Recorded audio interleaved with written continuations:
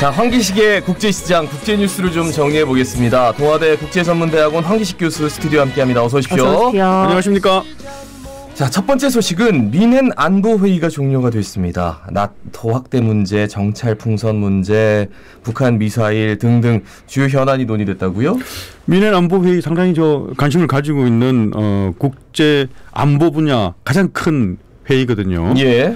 안보 분야의 다보스 포럼으로 볼 수 있겠습니다. 올해가 60주년입니다. 벌써 네. 한 지가.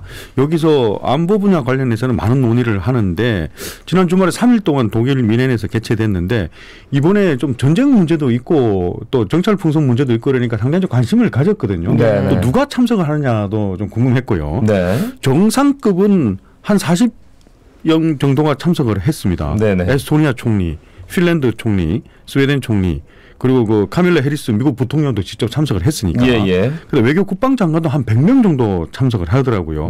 블링컨 국무장관, 왕이 외교, 그다음에 박진 장관 뭐 다 참석을 했으니까. 네네. 한 총 500명 정도가 참석을 해서 논의도 많이 했습니다. 조금 간추려 드리면은 네네. 지금 저 상반기 내에 6월달까지 제일 관심 있는 게 지금 핀란드하고 스웨덴 같은 북유럽의 대표적인 중립국가, 중립 노선을 걸었던 국가들이 네네.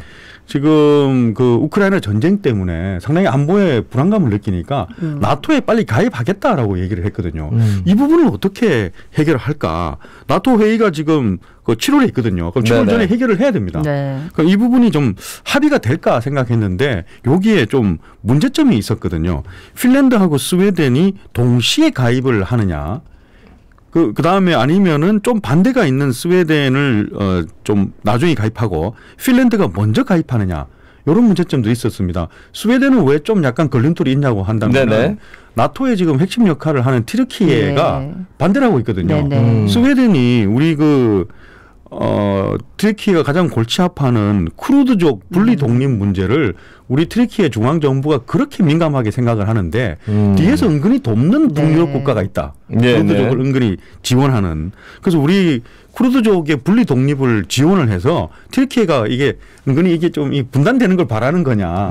그래서 그게 그 핵심으로 스웨덴을 지목하고 있거든요. 그래서 스웨덴의 나토 가입은 절대 안 된다라고 얘기를 하고 있는데 그렇다면 미국이 여기에 개입을 해서 어떻게 해결하느냐를 이번에 좀 관심을 가지고 봤는데 카밀라 해리스 부통령하고 산나 마린 총리하고 그다음에 스웨덴 총리하고 만나가지고 이걸 좀 해결을 하는데 트르키예 문제는 마침 또 이번에 지진이 있지 않습니까? 방금 얘기한 것처럼 그 서방 국가들의 지원을 원활하게 하기 위해서 트르키예가 좀 양보하는 쪽으로 그런 쪽으로 조율을 하는데 어쨌거나 이거는 7월달 돼봐야 정확하게 알 것 같고요. 그다음 정찰 풍선 문제가 있었는데 이 왕이 부장하고 또 블링컨 장관하고 만나가지고 얘기했는데 입장 차이만 확연한 것 같아요. 블링컨 장관은 계속해서 주권 침해다. 사과하라. 중국 보고. 근데 러시아도 계속해서 러시아를 뒤에서 전쟁을 할 때 지원하던데 그 부분도 좀 그만둬라라고 얘기하고 북한의 ICBM 미사일도 같이 규탄하자라고 얘기를 했는데 왕이 부장은 거기에 대해서 똑같이 받아쳤습니다. 미국이 무력을 남용한 거다. 민간 기상 관측용을 그렇게 격추시키다니 과민 반응, 히스테리라는 단어를 썼습니다. 히스테리라는 단어를 썼고 이 단어도 재밌더라고요. 그렇다면은 지구 상공에 수많은 풍선들이 지금 정찰용으로 아니면 기상 관측용으로 떠 있는데 이 풍선들 모두 격추하라라는 그런 얘기를 했고 그리고 블링컨이 이 중국 방문을 무기한 연기하고 있는데 그것도 지나친 결례다. 사과를 할 필요 없다. 그리고 러시아가 우크라이나 침공에 대해서 중국이 지금 러시아를 계속 지원한다고 미국이 경고를 하는데 1년 넘게 전쟁이 지속되고 있는 부분도 전쟁 장기화의 책임은 중국이 아니라 미국이다. 지금 이렇게 맞받아쳤습니다. 그다음에 마지막으로 우리 관심이 있었던 게 박진 장관하고 요시마사 일본의 그 외무상하고 회담을 했는데 징용 문제에 대해서는 일본 측의 정치적 결단을 촉구한다라는 요 메시지만 나왔고 그리고 북한의 ICBM에 대해서는 규탄하는 거에 대해서는 한국, 미국, 일본이 인식을 공유한다. 라는 요 정도의 그 회담문이 나왔습니다. 오늘 뭐 동해상으로 탄도미사일도 발사해가지고 올해만 3번째 도발인데 지금 뭐 국제적인 사회에서도 이걸 굉장히 좀 유심히 지켜보는데 여러 가지로 좀 걱정이 되는 와중에 미넨 안보 회의가 종료됐다라는 사실 전해드렸고요. 예. 자, 조금 전에 저희가 튀르키예에 보낼 모금 운동 얘기를 했었는데 역시 피해를 입은 이제 시리아 같은 경우 여기는 지금 더 상황이 심각한 것 같습니다. 지금 막 IS 테러 계속 일어나고 있고 이스라엘 폭격까지 여기서 시리아에서 태어난 분들 너무 불쌍할 정도로 진짜 지금 안팎으로 너무 문제가 많지 시리아가. 그렇습니다. 그 말씀에 진짜 공감을 합니다. 시리아에 태어나는 이유만으로 지금 내후외환입니다. 지진이 강타한 게 지금 아까 튀르키예는 어느 정도 국제사회의 지원도 지금 좀 활발하고 뉴스에 계속 나와요. 일단 시리아는 거의 안 나와서 말이죠. 시리아는 지금 상당히 한 10년 넘게 지금 그게 내전이 계속 되고 있고 그리고 마침 이번에 지진이 강타한 지역이 서북부 지역이거든요. 서북부 지역에 알레포라는 도시를 중심으로 거기가 가장 오랫동안 정부 통제 지역하고 반군 점령 지역으로 나눠져 있어 갖고 계속해서 거기에 폭격이 이루어지는 지역입니다.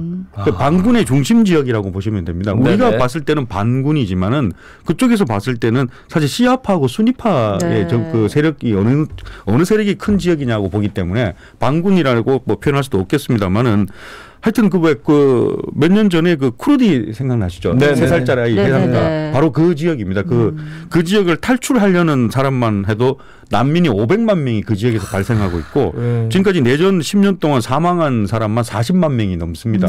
바로 그 지역에 이번에 다시 지진이 일어난 겁니다. 자, 그렇다면은 어느 정도 치안이 안정돼 있고 행정력이 잘 정비되어 있는 지역에 지진이 나도 구호물자라든지 구조 활동이라든지 것이 상당히 어려운데 그렇게 10년 넘게 내전이 일어난 지역에 지진이 강타를 하니 그렇다면은 그게 치안도 불안하기 때문에 국제사회의 구호 손길이나 구조대가 그쪽에 가기도 쉽지 않습니다. 또 사망자 통계도 내기가 쉽지가 않고요. 바로 그 지역입니다. 그런데 그 지역에서 사망자가 지금 5,800명 정도에서 멈춰 있다는데 5,800명에서 멈춰 있을 수가 없고 집계가 멈춰 있는 것이죠. 그런데 그것도 IS 테러 공격도 그쪽에 집중되거든요. 지진을 이용해서 치안이 더 불안하니까 그쪽에 IS의 테러 공격이 다시 또 기승을 부리고 있습니다. 이번에 그 민간인 68명이 또 사망을 했습니다. IS 테러 공격으로. 그거 플러스 지금 이스라엘에도 가만히 있지 않거든요. 이스라엘이 원래 이란을 군사적으로 후원해 주는 곳이 시리아다라는 생각을 하면서 시리아의 공항이라든지 수도의 어떤 민간인 밀집 지역이라든지 이런 것을 폭격을 하는데 알레포에 원래 공항을 이스라엘이 집중적으로 공격을 하거든요. 바로 그 지역입니다. 그 지역에 또 이스라엘의 폭격까지 이루어지니까 이번에는 시리아 수도 다마스쿠스 주택가를 또 이스라엘이 폭격을 했어요. 그래서 민간인 5명이 또 사망을 했습니다. 그래서 바로 지금 튀르키예에 대한 관심도 필요하지만 시리아에 대한 관심이 상당히 필요한 시점입니다. 그러니까 뉴스에 안 나와가지고 시리아가 어느 순간부터 중점적으로 다뤄지지 않아서 그러니까 이렇게 복잡한 문제가 있으니까 뭔가 지원을 해주기도 그렇고 도움의 손길을 내밀기도 참 어려운 여러 가지로 진짜 어려운 상황이네요. 예. 다음 소식은 저 부산 시민들도 굉장히 관심 있는 부분인데 후쿠시마 원전 오염수 해양 방류 관련 시설 공사가 마무리됐고 이제 방류가 임박하고 있다라는 소식입니다. 그렇습니다. 이 소식은 크게 좀 기분이 좋은 소식은 아닌데 후쿠시마 제1원자력 발전소 저는 계속해서 우리는 오염수라는 표현을 쓰고 싶은데 그쪽 입장에서는 처리수겠죠. 저장 탱크 용량이 초과됐다고 2년 전에 벌써 결정을 했지 않습니까? 바다 방류 결정을 해야겠다. 수치는 정확하게 기가 안 납니다만은 그런 오염수를 저장하는 탱크가 97%까지 다 찼다. 그래서 바다 방류할 수밖에 없다. 했는데 그게 2년 전이었습니다. 그런데 최근 발표를 들어보니 그런 바다에 방출하기 위해서는 방출구 같은 그런 바다하고 연결하는 시설 같은 것이 2년 동안 공사를 해서 이제 6월 이전까지는 100% 다 마무리된다라고 발표를 했습니다. 그리고 올해 방류 시점은 올해 봄과 여름 사이라고 발표를 하였으니 이제 5월이나 6월 정도로 예상이 됩니다. 저는 약간 좀 이해가 안 되는 게 이 지역 어민들하고 주변국 호주하고 뉴질랜드 같은 그런 국제사회에 계속 우려가 있기 때문에 이걸 해소하기 위해서 800억엔 기금을 마련했다. 이거는 이해할 수 있어요. 800억엔이면 8천억 원 정도 되는 거죠. 그 금액의 크기 여부를 떠나서. 근데 그 기금 이름을 갖다가 풍평 대책 기금이라고 했단 말이에요. 풍평 대책이요? 이게 무슨 소리예요? 바람 풍자에다가 왜 평가할 때 평자. 이 바람에 이렇게 떠돌아다니는 헛소문. 일본 잠재우기 위한 일본식 표현이거든요.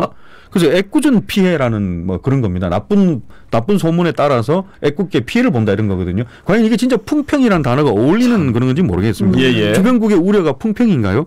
저는 이거는 뭐 좀 제가 잠시 좀 이성을 잃은 것 같습니다만은 그래서 물과 약품을 섞어서 방사선 기준치 40분의 1로 희석을 했으니 본인들한테는 처리수겠죠. 그렇지만 주변국들한테는 여전히 오염수라는 표현이 맞습니다. 그래서 한국해양과학기술원하고 원자력연구원에서 발표한 이거는 이제 보도가 많이 됐는데 네. 2년 정도 방류하고 2년 정도 지나면은 제주 앞바다에 도착하고 5년 정도 지나면은 동해 서해에 도착하고 10년이 지나면은 태평양 전체에 영향을 미친다.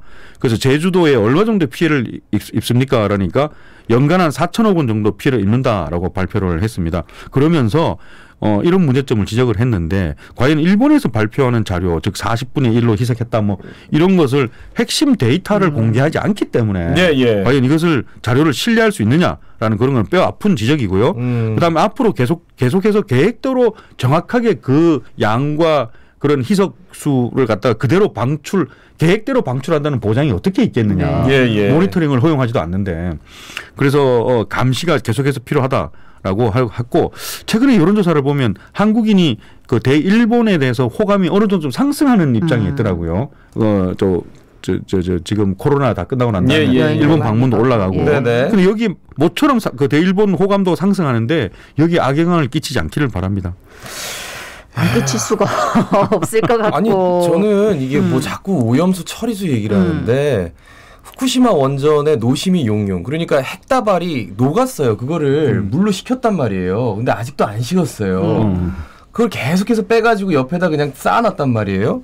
그거를 처리를 한다고 해서 그게 원전에서 40분의 1이 될까요? 방사능이.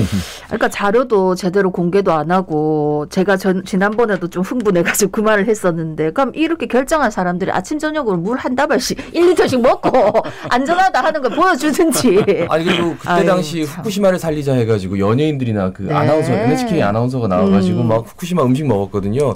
다 돌아가셨습니다 지금. 그거 아세요? 네. 아니 방사능이 우리 몸에 어떻게 몸이 끼치는지 몰라요. 그냥 갑자기 백혈병 암 걸리고 뭐 이러니까 그래서 좀 걱정이 많이 됩니다. 근데 이걸 진짜 바다에 버린다는 게 너무 말이 안 되는 것 같은데 좀 어떻게 대책을 세워야 될지 모르겠네. 자 다음은 미국 얘긴데 미국 대학이 이제 총기 난사 추모글을 올렸는데. 여론의 공분을 샀다. 왜 그런가 보니까 이 글을 갖다 올리면서 챗 GPT를 사용했다고요? 너무 앞서가는 것도 좀 문제가 있는 것 같습니다. 정확하게 말씀드리면 테네시주의 밴더빌트 대가 학생들에게 단체 메일을 발송했는데 그건 있을 수 있습니다. 얼마 전에 최근에 미시간 주립대 총기 난사 사건이 있어서 뭐 상당히 많은 학생이 사망하고 다치고 이랬는데 여기에 단체로 추모합니다. 라고 메일을 발송했거든요. 그럼 애도문도 괜찮더라고요. 미시간 주립대 총격 사건은 우리가 서로 포용적인 환경을 조성을 해야 될 중요성이 있다는 것을 일깨워줬습니다. 앞으로 안전한 환경 위해서 우리가 서로 지속적인 노력하고 헌신하십시다라는 그런 내용이었거든요. 뭐 받아들일 수 있을 만한 내용입니다. 그런데 맨 마지막에 이 메시지는 오픈 AI 챗 GPT를 사용하여 작성하였습니다라는 문장이 밑에 있었던 겁니다. 그러니까 여기에 대해서 교내 언론의 기고문이라든지 막 여론이 막 들끓기 시작하는데 그 기고문의 내용은 아니 잔혹한 총격 사건이 있었는데 공동체 위로 메시지를 보내는데 그걸 컴퓨터가 작성해서 보냅니까? 아니 학교 측은 보내는 건 좋은데 꼭 보내야 될 단순한 의무감에 컴퓨터한테 얘기해가지고 컴퓨터가 작성한 그런 문장을 갖고 단체 메일을 보냅니까?